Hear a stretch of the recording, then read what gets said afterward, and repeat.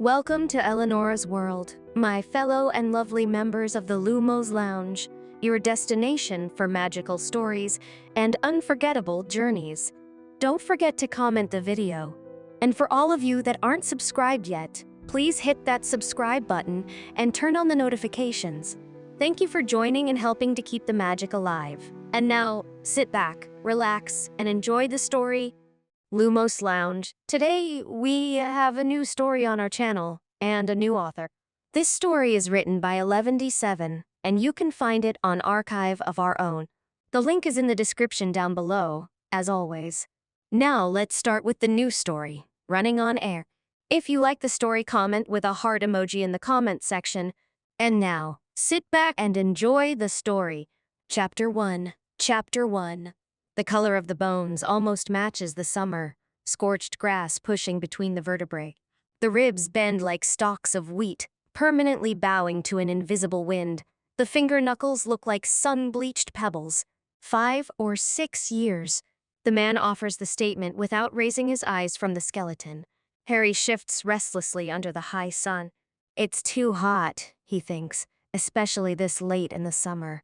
His robes hang off him, heavy and damp with perspiration, unmoved by the slight breeze. The other man, small and bespectacled, with a neatly cropped salt and pepper beard, gives no indication of being affected by the heat. He wears the ivory-colored robes of the post-mortem division, and somehow, the pale color gives the illusion of coolness and shade. A camera clicks. The sound of the shutter echoes across the field. Both Harry and the other man turn. The photographer, a tall, broad-shouldered witch with an aristocratic nose, gives them a look. "I've got another job at 3, Butterworth," she says. The man, Butterworth, gives her an irritated look. "I'll perform the spells, then we'll be out of your way," he says tersely. The woman waits, hand hovering impatiently over the shutter release button. Butterworth performs the spell. Numbers waver above the skeleton, as if caught in a shimmering heat wave. 5 years, he says, a note of satisfaction in his voice. He likes being right. Harry shifts from one foot to another.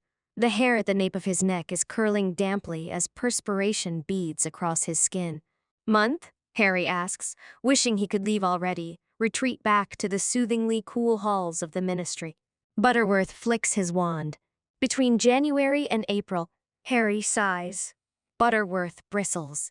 The longer they've been dead, the less accurate the spells are. "I can't give you anything better than that. Still, it's close enough to suit Harry's current case." "Could be Fenwick," he says. "He went missing March 2001. Found his broom not far from here. Might be a match. He doesn't get his hopes up, though. Too many failed matches have taught him caution. We'll get a sample and take it back to the department," Butterworth says. "Let you know in a week." That's short. Harry's surprised. Cold cases rarely get priority. Butterworth shrugs. "Been a slow month. You can leave if you want. I'll collect the sample and Glassbrook here will finish photographing the scene. Rest of the team will be along soon." "Thanks. Thanks." Harry disapparates with a pop.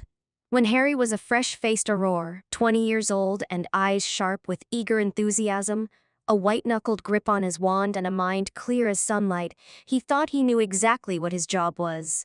Saving lives and saving people through tangible work, footsteps racing along alleyways and hexes darting like frightened rabbits, skin bruising tackles and flashy counterspells. He was good at that part. Very good in the field. But as his supervisors explained cautiously, he was not good at the investigative side of it. That's what the detectives are for, Harry had argued, and his supervisors had all swapped expressions before saying that a head Auror, just for example, needed to have a mind carefully honed to the subtle intricacies of each case.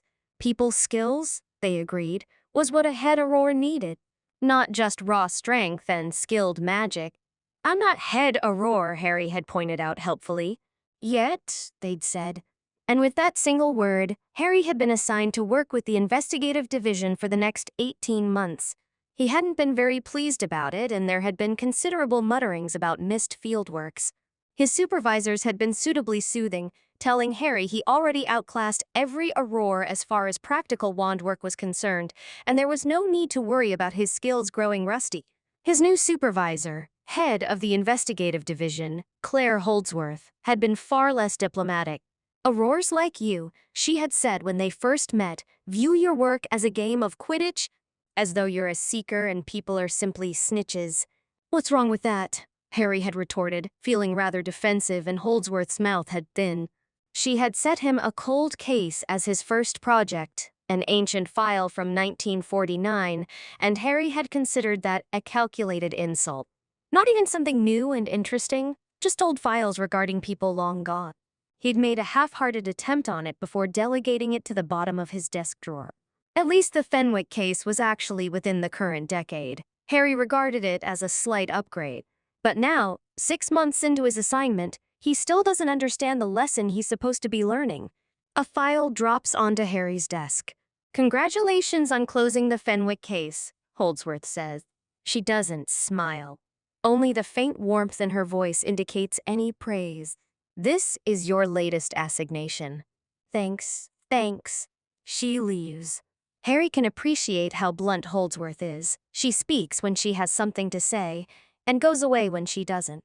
The pale blue color of the folder denotes it as a cold case, but that could mean anything from 2 years ago to a 1920s relic. He turns past the index and onto the first page, where detectives first on the case would have summarized the facts. Case number, Alton 332-5. Date filed, 10 September 2003. Case classification, missing. Name, Malfoy, Draco. Other names, none. Harry stops there. He puts the file down and stands up, then wonders where he's going. To Ron, to share the file, to Hermione, to ask what she thinks. He shakes his head. It won't be news to them. Lucius Malfoy went missing in the summer of 2002, and Draco Malfoy had, as ever, imitated his father and disappeared 1 year later. Harry, in the midst of his Auror training and in a heady rush of his new life, engaged to Ginny, celebrating Ron and Hermione's marriage, avoiding reporters as he breezily apparated to casual get-togethers with Neville and Luna and all the rest, had barely registered the news. Malfoy had probably retreated to a sunny Italian villa or French chateau, along with his supposedly missing father. Harry had thought unkindly. Well, at least karma caught up to one of the Malfoys. Lucius, unlike Draco, had still been awaiting trial at the time of his disappearance, and a warrant was issued for his arrest. The Aurors caught him in the winter of 2003. Harry's colleagues had been floating on a cloud of euphoria after tracking and capturing the elusive Lucius Malfoy, but the victory had proven bitterly short-lived. Lucius had died during the capture due to a rebounding curse. Harry shakes his head, bringing his thoughts back to the present, and stares down at the file, forcing himself to calmly read through it. Be objective, he reminds himself. Be professional. It lists the usual details: nationality, sex, height, weight, physical characteristics, clothing when last seen. None of it is anything unexpected. The distinguishing features section notes the dark mark on the left forearm, of course, and a small crescent-shaped scar on the lower back. Malfoy seems slightly underweight, Harry notes, frowning at the height-weight section. All in all, brief notes. He turns the page. Circumstances of disappearance, the heading states, and then written underneath, last seen Ilops Owl Emporium, Diagon Alley, 4 p.m. 9 September 2003. Very brief notes, Harry thinks critically. Well, every case must start somewhere. He turns the page, skipping to the evidence section. The detective took a memory from one Herbert Higgs, proprietor of Ilops Owl Emporium. Time to visit the evidence vaults then, and use the pensieve. Owls hoot softly. There's the smell of living creatures in the air. The rustle of feathers, the creak of sun-warmed wood. The smell of sawdust as the field mice nest in their cages. The shop is dark and enclosed, the overhead roosts dotted with owls and the walls lined with teetering boxes of pet supplies. Harry looks around the memory, but he can't see Malfoy anywhere. The shopkeeper, a portly man in robes of red with receding gray hair, is handing a bag of something to a young witch. 2 drops a day, and your owl should be perfectly fine by the end of the week. the man says kindly. The witch nods and gives him a handful of nuts, then turns and leaves. Not a minute later, the door opens again, sending the silver bell chiming. Draco Malfoy steps inside. Harry frowns, carefully scanning Malfoy for any clues to his disappearance. This is the last anyone saw of him, after all. And it's the first Harry has seen of Malfoy since the Battle of Hogwarts. The description in the file was right, at least, but Harry supposes they took the details direct from this memory. The weak sunlight filtering through the narrow windows catches on the tiny clasp of Malfoy's black traveling cloak. A silver snitch, Harry thinks with closer inspection, no bigger than the fingernail of Harry's index finger. "How may I help you?" the shopkeeper says stiffly. Malfoy glances at him. "I am in need of an owl." Speed is less important than accuracy. Malfoy looks in need of a good meal, but Harry had expected the thinness from the file information. He looks a little tired, Harry thinks, noting the faint shadows beneath Malfoy's eyes. Still, nothing particularly notable, nothing more than Harry would look after a long day at the office. He spoke without his usual arrogance, affecting a politely bland tone, but Harry can't detect anything else unusual about Malfoy. He watches as the shopkeeper makes his recommendations, and Malfoy selects a very ordinary-looking barn owl. "I have other errands to run," Malfoy says, giving the shopkeeper a handful of galleon. The shopkeeper nods. "You can pick it up later, or give it your address, and it will fly there." The shopkeeper gives Malfoy a scrap of paper and a quill. At that moment, another customer enters the shop, and the man bustles over, leaving Malfoy to write his address and tie it to the owl's leg. A few moments later, Malfoy opens the door, allowing the owl to fly out, and steps onto the street. In a matter of seconds, he's gone. Harry goes to the window, but since it's the shopkeeper's memory, the street is nothing more than a beige blur. The memory keeps refocusing on the new customer. Well, that was completely useless. Harry surfaces from the memory with a sigh. No matter which way he looks at it, he has to admit his presumptions are wrong. Draco Malfoy certainly did not disappear to a luxury estate somewhere. All the circumstances are leading to the most probable scenario. Malfoy was forcibly taken away. He had been dressed warmly for the autumn weather, but otherwise traveled light, with no sign of luggage. He'd mentioned running other errands and hadn't wanted to carry the owl around with him while he completed them. Malfoy had turned left when he'd left the shop, Harry recalled. There's only a few shops on the left of the Owl Emporium, and then it leads straight to the Leaky Cauldron. No other shopkeeper had seen Malfoy, the file notes, and he didn't pass through the Leaky Cauldron. It stands to reason that somewhere in the short distance between Ilops and the Leaky Cauldron, Malfoy disappeared. Harry enters the memory again.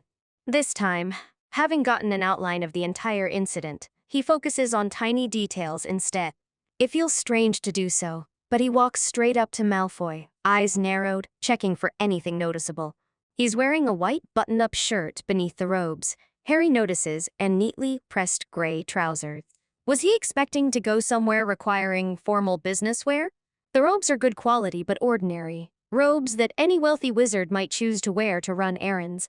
Malfoy turns and takes a step closer to the owls, nearly walking into Harry.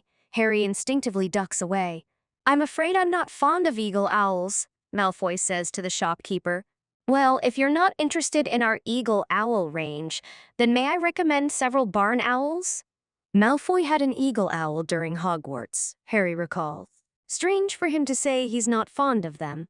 Malfoy turns again, sunlight winking off the small silver clasp. Harry studies it for a moment. It strikes him as unusual, if only because he'd expect a large and ornate clasp, something worthy of wealth and prestige. A large gold serpent, perhaps, with jewels for eyes, not a tiny silver snitch.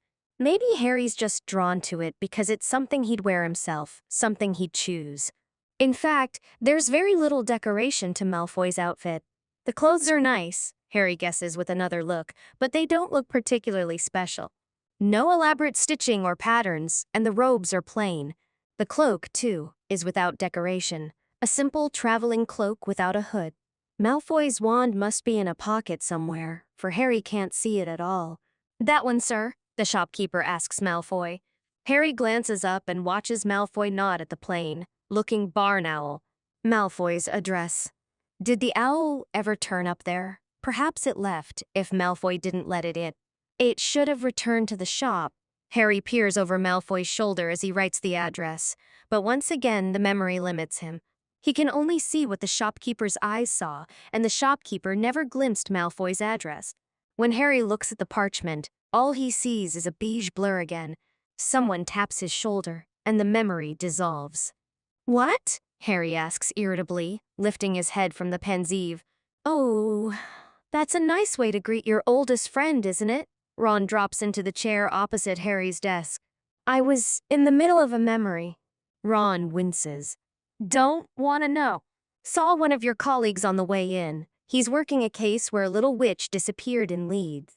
Little girl she was, barely 5 years old. Harry's not particularly fond of those cases either. Did the Grimwright raid today then?" he asks, switching topics. Ron lights up as if it's Christmas, eyes brightening as he leans forward. "Mate, you wouldn't believe it. We've been staking out this place for months." "Yes," Harry thinks. He was part of the initial sweep team. He listens to Ron's story, wondering how much is exaggeration and how much is outright fabrication. But a good story is a good story. And, as he's learned from this division, a story can be found in the smallest details. A stitch in a robe, a smile across a room, the faint tremble of a hand. He can pick a story out from the bruise dancing across Ron's knuckles, from the droplets of blood on his collar, from the way his knee jitters as he spins his tail. The easy thing about being an Auror, Harry thinks, is that if he looks at a picture and doesn't see what he wants, he changes the picture. He can start new surveillance or interrogate a different suspect or use other informants. But the problem with cold cases is he cannot change the picture. He can only look harder. Thank you so much for watching. If you enjoyed this video, don't forget to like, comment, and share your thoughts. Make sure to subscribe and hit the notification bell so you never miss a new story. If you'd like to support the channel, check out my Amazon wishlist or consider making a donation. Every little bit helps to keep the magic alive. See you next time, and until then, take care and keep dreaming.